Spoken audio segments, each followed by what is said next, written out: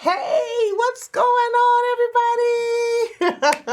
Welcome to Soul Survivors of Chicago presents Breaking the Silence. It is me, Rafiah Maxie Cole. So grateful for you to be here.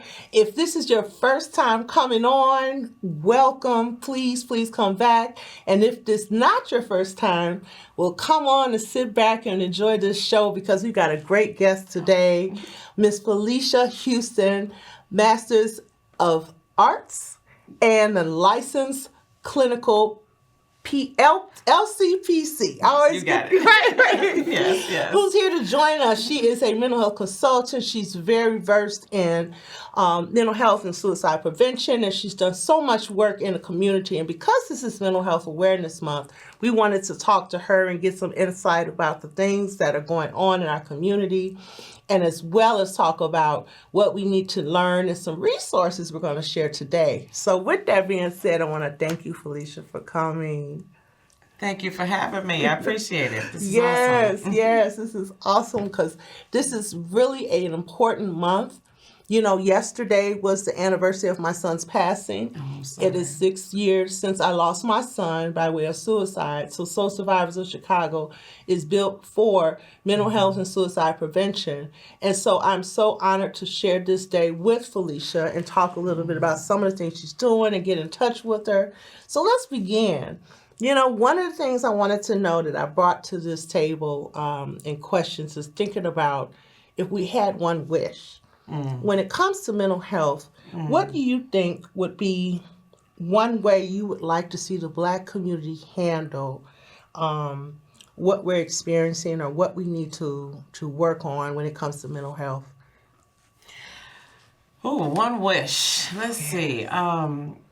If I could have my one wish, I would want to see mental health like cafes on every corner, like the liquor stores out on the corners in our communities. So I would like, you could get your liquor, but you could get some mental health services as well. So if I could have it my way, I would want resources to be in the Black community, like the things that are not good for us are in our community.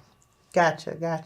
So having it expanded, be something that's accessible. Yes, easily accessible and kind of like a one-stop shop where you could get your mental health services, you can see the dentist, you can see a doctor, you can get, everything in that one place so that we're looking at the whole person, not just part of who the person is. Now that's important, looking at the whole person versus part. I think we show up in many of our avenues as part of a person. We have this thing where we're a role, we're a mother, or we're a part of this, or we're active in that. But the whole person encompasses things such as what they believe in, what they've experienced, and that kind of thing. So I'm wondering if there was a practical step someone can take today to start healing, to be that one person. What would you say that would be? Like if you could think about, one thing that can get them to be centered in that wholeness. What are some be some things that they can do. Yeah. So I think that there are a number of things that we can do. I think, first of all, just sitting with ourselves and doing some reflecting to really see what's going on with me, because everybody is different and there's no cookie cutter recipe. So once I sit with myself and figure out what's going on with me, then I would suggest tackling one area at a time, because I've seen what happens is people are like, I'm going to change everything today. I'm going to work on my weight. I'm going to work on my mental health. I'm going to start working out every day. And then they just stop and they don't do anything because it's overwhelming. Yeah. It's overwhelming for me if I try to do it that way. So I think just figuring out and then just do one area at a time until you have everything worked out, and then continue to do it. Be consistent. So don't just do it one time.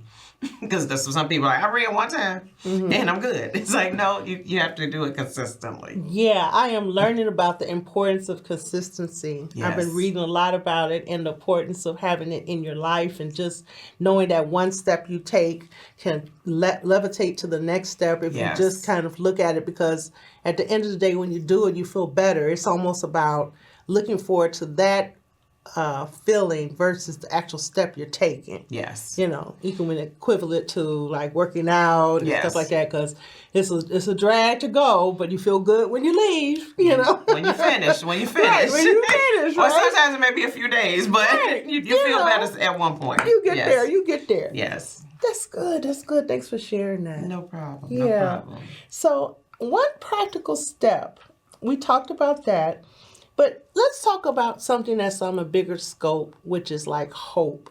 You're in a community and you've done so much when it comes to giving workshops, talking about, small circles and advocating for us, as particularly in a Black and African American community. But what gives you hope about what's going on right now in this climate, about where we are with mental health? And I'll even say suicide prevention. What kind of things are you seeing that gives you hope that we're in the right way of going with that? Okay. So I think for me, it is interesting that you talked about hope, because, when you talk about suicide, a lot of times people die by suicide because they don't feel connected and there's a loss of hope. And so I think for me, what gives me hope is, for instance, yesterday we led for Mental Health Awareness Month, we had a teen parent walk. And what gave me hope was that the teens and the parents showed up. They showed up and they enjoyed just spending time with each other, making that connection. Because when you make those connections, that gives people hope, connecting with other people. There was a young lady there who said she recently lost her mother. And she said her therapist had been telling her to come out, get out, connect with some new people. She came out for that walk, was able to connect with new people, and she was in tears. That gives me hope that what we're doing is, if you just reach one person, that gives me hope. Yeah. And that's important, because they could have done anything I can think of. Yes. Youth just getting up in the morning and afternoon is a struggle. But to have a purpose to go through something. And it was at 5:30 in the evening. Oh, okay. In the so that's when the real shows are coming on, and they're kind of out of school and other things are winding down, but they decided and had motivation to come. Yes. That's good. Yeah, so that gave me hope. And I think it gave a lot of the parents hope that their kids wanted to spend time with them. So. Wow, that's great. Thanks for sharing that. Yes, no problem. Yeah, that's a mic drop, y'all. Thank you. I like that. I got a mic drop. Yay! So let's shift a little our gears, because we're talking about the youth, and we're talking about, them coming out, showing up, kind of pushing their boundaries and things like that. And I think about, and I'm always learning these new things about language, right? We got this little thing that we do this. I don't know what this is. Clocking. Is it? I'm always told. Clocking. So we're clocking. Clocking. And then our first episode, we had a youth who gave me some insight on what is like words that are used commonly within our youth. But I'm wondering, when it comes to things such as roles our language plays, like we say you're crazy or you're weak, or you ain't got it, or even decent. I thought that was a bad thing, but it's almost like it was a kind of A good thing. You're decent, okay, Right. or soft, What role do you think that plays in stopping people from getting help? Oh, yeah. I think that plays a huge part because language does matter. Right. And so I always tell people, like, don't use the C word. And they're like, what's that? And I'm like, you know what this is? We don't use that word because it could be any of us. Anybody at any point could have it can have a mental breakdown. Yeah. Because this could be life issues. It could be transitions, multiple losses. It can happen to anybody. So it's not that this person is different from everybody else. It can happen to any of us. So I think if we keep that in mind, and like even in the suicide world, people still are saying committed. And that language matters because that's offensive to some people. So you don't want to say committed. You want to say died by suicide or ask. If you don't know the right terms, ask someone and so that you don't offend people and make it worse. And something that I always ask people, I'm like, is what you're saying, is it helpful or is it harmful? So if you have a little inkling that it may be harmful, then maybe you shouldn't say it. So very good. Very good. Thanks for sharing that. So I guess my next question has to still do with the words and how we use and communicate. I'm wondering what your thoughts are, how we can, and I have my own opinion on this. I really believe that in my loss and what I've learned is that I no longer kind of use the word okay. When somebody asks me how I'm feeling or what's going on, I'll say, well, I'm about a 7 out of 10. Okay. And I give some reference and some tangible things to it because I think that's a better way to grade or to say, how I'm feeling versus just a regular, I'm okay. Is there any advice you can give for us who are using those words where we want to get more insight or what we can do with our youth or our young adults or even our families to kind of get more information about how they're feeling or what some kind of cues or conversation topics? Yeah. So like when we did the walk yesterday, I gave each parent and child some conversation cards. Okay. And I went through the cards and specifically picked ones that were kind of open-ended questions. Gotcha. So not those questions. You don't want those closed-ended questions that are yes/no questions because they're gonna say yes or they're gonna say no, right? Or they're gonna say okay. And you don't want you want some deeper some questions that are gonna allow people to reflect. So I think just being mindful of that will help. When you're doing those things. But then the other thing is with our youth, asking them, just talking to them, because they're very forthcoming. We do something called listening sessions, and when we do the listening sessions, we actually listen to the youth. And we're like, hey, what do you feel about this? How do you do this? And then I think the biggest thing we can do is be transparent. So, and lead by example, parents. Lead by example. Hey, you know what? I'm not having a good day today. Today I'm a 5. Tomorrow's not looking good either. Yeah. And I think if we're honest and open, then that helps the family, the youth to see, okay, Felisha doesn't have it all together. Right. So then maybe it's okay for me to share that I don't have it together. Yeah. So that's what I think. I think we could just lead by example and be transparent about when we're not feeling okay. Because we're good to tell people when we're 10s. Yeah. But are we equally telling people when we're 5 or 3 or sometimes 2? Yeah. So. And that takes a lot of strength because oftentimes we want to present and we want to be in this kind of this box of everything's working well, but your face shows it. Or your mannerism, or sometimes the way you just kind of say hello shows it. So being transparent, like you say, being authentic, letting it know that it's okay to not be okay. We know that. Yes. Those things are vital and important in our community. So that leads me to a question about like everyday stressors in the Black community. I know, and and our viewers may know and can see that we often find many stressors that are coming in our community on such a rampant kind of time span that it's hard to kind of catch up with it, whether we're dealing with immigration, the laws and procedures, all the way down to our SNAP benefits and how things are going. If there was one particular issue, let's say it like that, it had to do with mental health, that I think that you think that the community outside has not grasped all the way, what would that be? And let's start with that. Like, what would that be that you feel would be something that we're still not connected with if it came to, what we're dealing with mental health and that kind of thing? Okay, so we're having a conversation today. We're having a conversation about breaking the silence, right? Yeah, so I would say that the thing that people, and I had a conversation with somebody before I came here. Okay. And I was asking this person, would they be interested in hosting a mental health event specifically for men? And the response was no, because the people that come here, they would be offended if I had something on mental health. And I was like, what? And then he used the C word, and all of that. And I was just like, really? So I think the issue that we're still not addressing is suicide. I still keep hearing people to this day saying, that's an issue? Is that an issue? I'm like, yes, it's an issue in the Black community. Yes, it is getting worse. The numbers are growing, and it's happening to kids that are younger and younger and younger.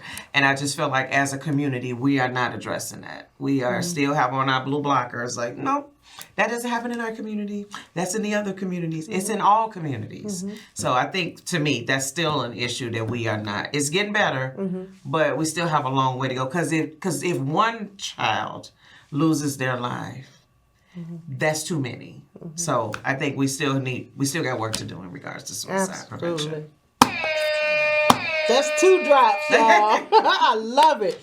We are at a place where we do need to talk and have these conversations because that is important. Breaking the silence, normalizing these conversations, talking about the stigmas that are impacting us to say this is in another community. Because I grew up, seeing someone who took their life as someone who was a very rich person, got in trouble, that kind of thing, and experienced something, and then all of a sudden they're passed. Never saw or never seen, and then it's kind of looking at how we look at suicide in respects. A youth who may take 10 Percocets, that is an act of suicide. Yes. Or someone who plays in the street. And or someone who drives their car into a pole. Or someone who has an active gun shooting with the police, knowing good and well that you have a likely chance of having something happen to you. Exactly. These are normal things that are happening in our community. These are things that we definitely need to kind of address and dissect.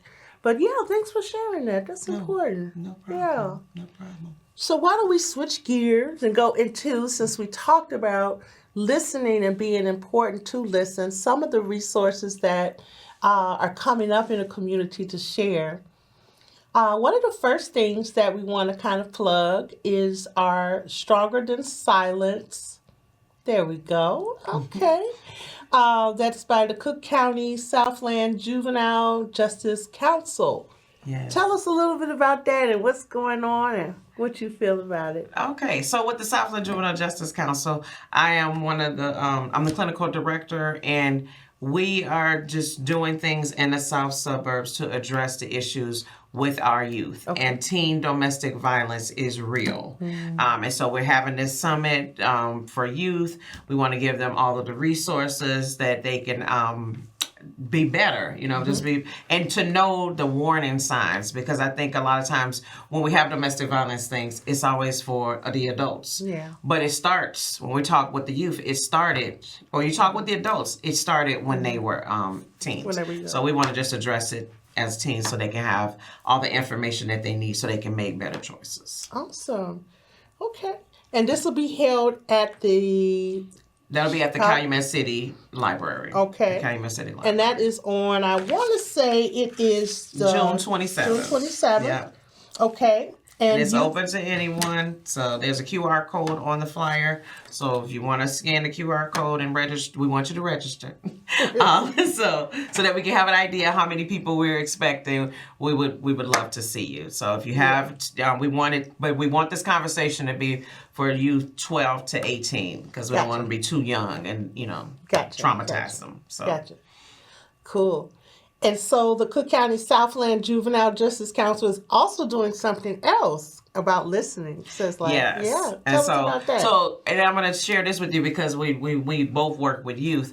When we originally started doing these sessions, we called them the listening sessions. Okay. And I was like, no, that's not going to work. Mm-hmm. And so I took it before a student government, youth government.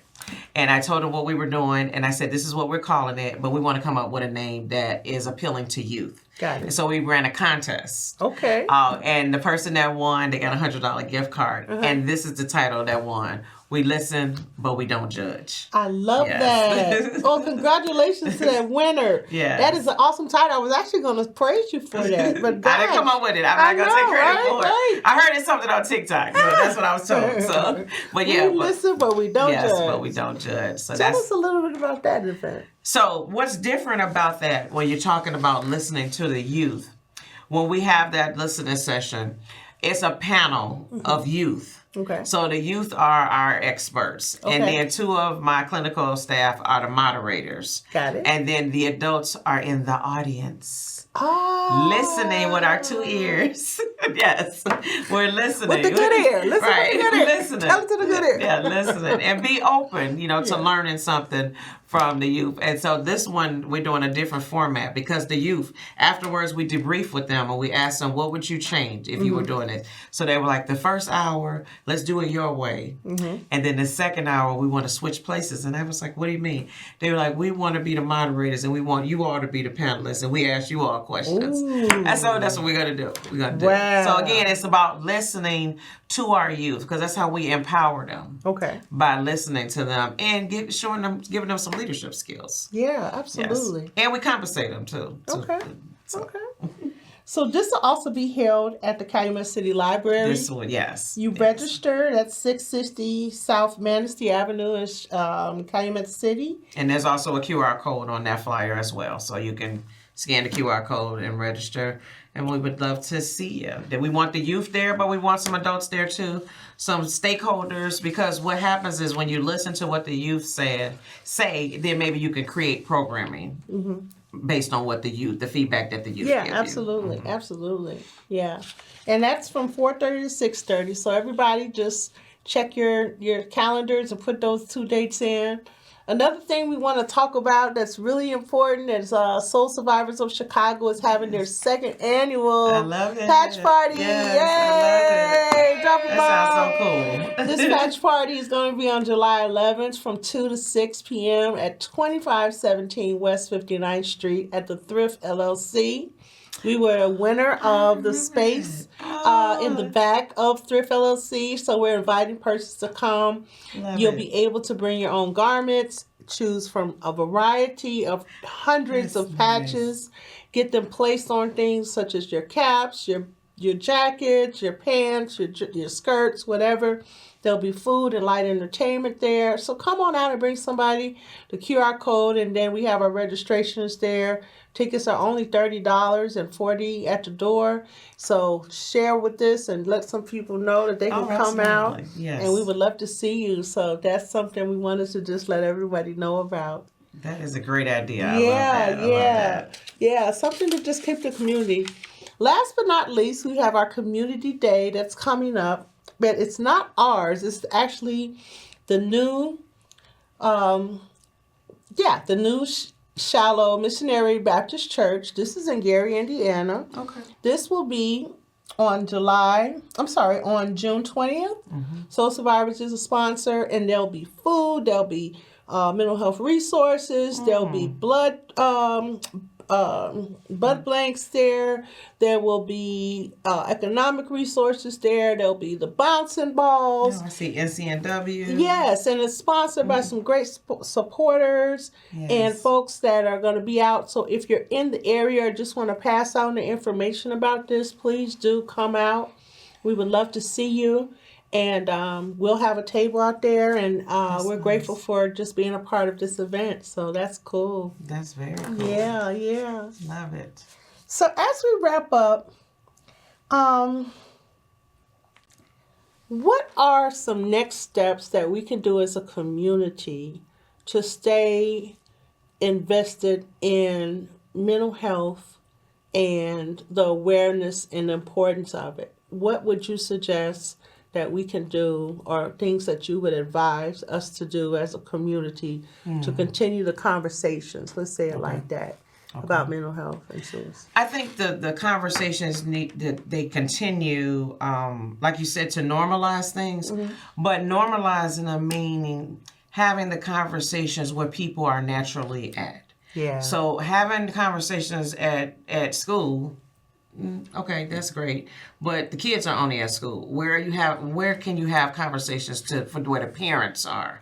Or having conversations like at a barbershop, at a beauty shop, places where people go. In somebody's living room. Right, in your living room, or just making it normal at the dinner table. Like doing a check-in at dinner. Okay, we're going to do a quick check-in.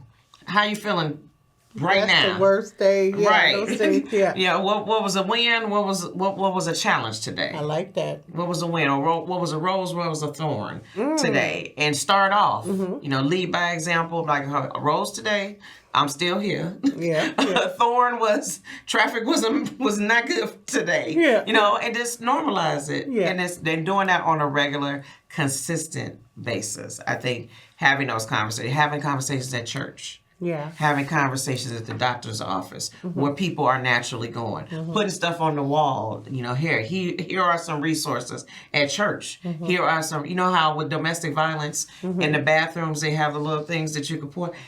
Mental health, we should have that as well. So because people are going to the bathroom. They are going. They are going to the bathroom. I think we are still going to the bathroom.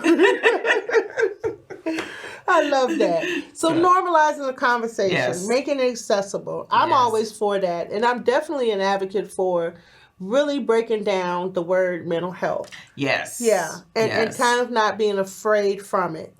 Us growing up in the 80s and 70s and even far beyond that word wasn't used. It was No. more other connotations. And now that we've come to some understanding of the importance of, your health is your wealth. Nothing else makes you more richer. Yes. Those kind of pieces. It's imperative that I think people in our community kind of understand that this is not a buzzword. This is not a Right. campaign.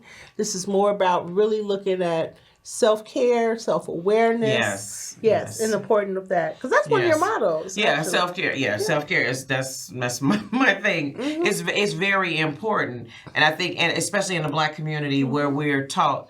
Well, I was taught. I don't know about everybody else, but to take care of everybody, to help everybody. But you can't help other people if you don't put your mask on first. So you take care of you so that you're better able to take care of others. You can't pour when you're empty. Yeah. And I think a lot of times we try to pour and pour and pour into others, and we have nothing left to give. And then there's a loss of hope. There's a loss of connection because I'm overwhelmed. I can't do this anymore because it's too much. So I think making sure that we make self-care a priority, not an optional thing, but it's not it's your right to take care of yourself. Rest. We need to rest. Yeah. You can't just go like the Energizer Bunny. Yeah. That wasn't real. Yeah, So. yeah.